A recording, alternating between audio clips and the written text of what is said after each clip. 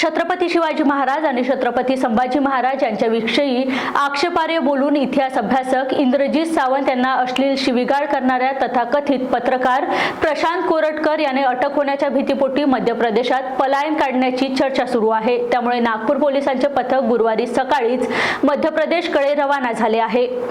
राष्ट्रमाता जिजाऊ छत्रपती शिवाजी महाराज आणि संभाजी महाराज यांच्याबद्दल वादग्रस्त वक्तव्य करून जेम्स लेनाच्या विकृत लेखनाचे समर्थन करणाऱ्या प्रशांत कोरटकर याच्या आवाजातील कथित ध्वनिफितीमुळे राज्यातील वातावरण तापले आहे।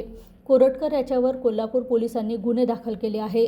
गुन्हे दाखल होताच तो मी नव्हेची भूमिका घेऊन स्वतःची सुटका करून घेण्याचा प्रयत्न कोरटकरने केला होता। मात्र गुन्हा दाखल झाल्यामुळे कोरटकरला अटक करण्यासाठी कोल्हापूर पोलिसांनी नागपूर गाठले।